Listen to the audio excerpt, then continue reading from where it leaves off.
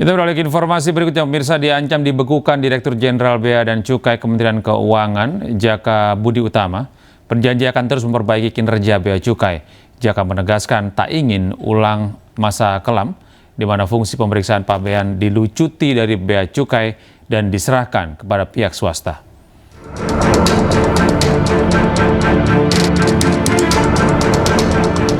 Menteri Keuangan Republik Indonesia Purbaya Yudisadewa mengancam membekukan Direktorat Jenderal Bea dan Cukai jika gagal memperbaiki kinerjanya yang kini bercitra buruk di mata masyarakat hingga pimpinan tertinggi. Direktur Jenderal Bea dan Cukai Kementerian Keuangan Jaka Budi Utama menegaskan bahwa pernyataan Menkeu Purbaya itu harus dipahami sebagai bentuk koreksi untuk mendorong perbaikan institusi. Jaka pun menekankan bahwa Bea Cukai telah dan terus melakukan pembenahan menyeluruh untuk menghapus berbagai citra negatif.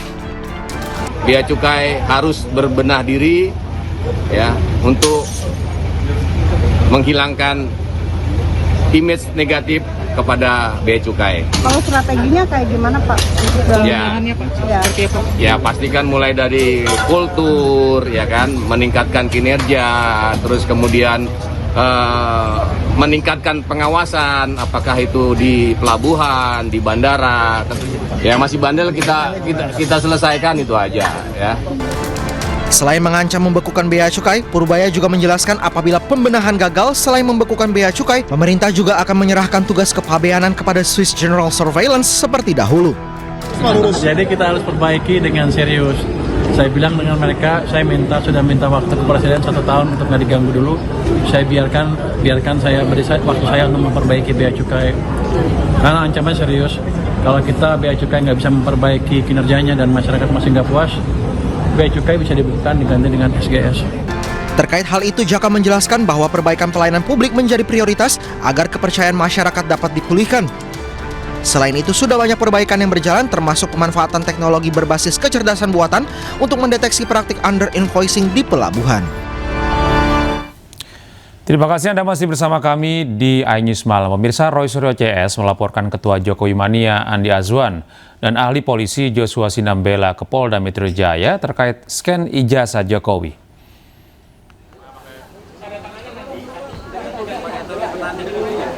Assalamualaikum warahmatullahi wabarakatuh. Pihak Roy Suryo CS menduga bahwa Andi Azwan dan Joshua Sinambela melakukan kejahatan editing data elektronik, manipulasi data elektronik, dan mengedarkan pemberitahuan bohong yang diduga melanggar Undang-Undang ITE.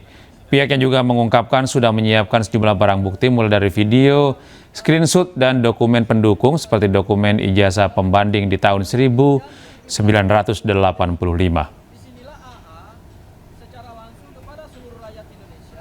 Intinya begini, apa yang dilakukan saudara AA dan dibantu oleh orang yang mengaku ahli digital forensik, ya, saudara JS itu, yang malam hari itu dia berdebat malam dengan AA di acara itu, malah yang aku ahli itu, saya, jadi dia gugup sekali, saya tidak tahu file ini.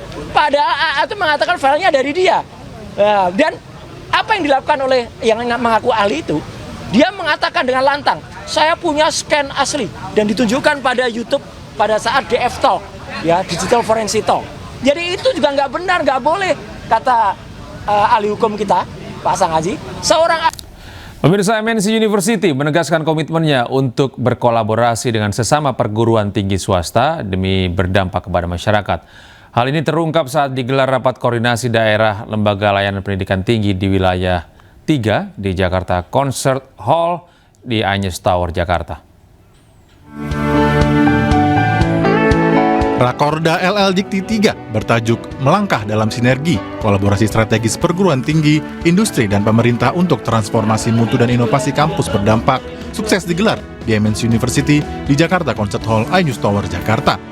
Rakorda ini menjadi forum strategis tahunan untuk memperkuat koordinasi, menyelaraskan kebijakan, serta memperluas kolaborasi lintas sektor dalam menghadapi akselerasi teknologi, dinamika pasar kerja, dan tuntutan global. Forum yang dihadiri oleh 245 perguruan tinggi se-DKI Jakarta ini juga meneguhkan komitmen bersama bahwa pendidikan tinggi harus mampu menghasilkan dampak nyata bagi masyarakat. Masing-masing pendidikan tinggi di wilayah 3 ini lebih adaptif, lebih memberikan manfaat atau lebih berdampak pada pertumbuhan, perkembangan masyarakat, perkembangan ekonomi, dan perkembangan yang lain. Nah, inilah fungsinya rapat koordinasi hari ini. Kolaborasi strategis antara perguruan tinggi, industri, dan pemerintah turut mendorong kemajuan pendidikan tinggi untuk menciptakan kampus berdampak. Perguruan tinggi juga harus kreatif, harus inovatif gitu. Jadi jangan terlalu berharap juga, jangan terlalu bergantung kepada KIP maupun KJMU.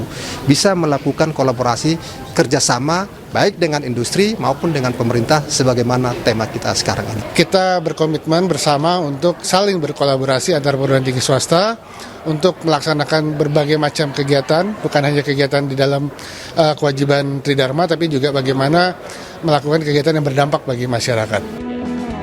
Rakorda 2025 juga menjadi ajang apresiasi prestasi perguruan tinggi swasta dalam kategori kemitraan, pelaporan pedikti, riset dan pengabdian masyarakat, pembelajaran dan kemahasiswaan, serta kehumasan. Tim Liputan iNews melaporkan. Kita beralih ke informasi berikutnya, pemirsa. Pemerintah Kota Bandar Lampung merancang sejumlah langkah antisipasi untuk menghadapi tantangan cuaca ekstrim serta potensi bencana. Beberapa strategi diantaranya adalah penataan lingkungan tata kota berupa infrastruktur dan drainase.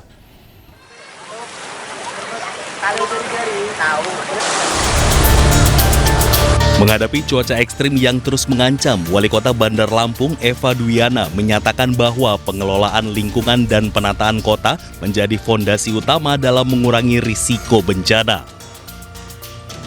Pemerintah kota terus meningkatkan kewaspadaan melalui pemantauan daerah rawan serta memperkuat infrastruktur drainase untuk mengantisipasi potensi banjir. Dari sisi strategi, Pemkot memaksimalkan kolaborasi dengan berbagai pihak. Bahkan Pemkot Lampung telah memiliki Satgas Khusus Penanggulangan Bencana.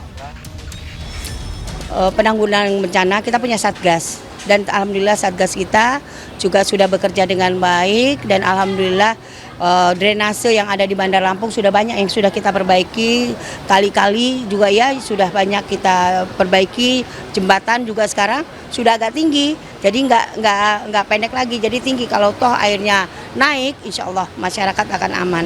Dan ada berapa juga drainase yang sekarang lagi berjalan kita selesaikan, jembatan juga sekarang lagi kita selesaikan.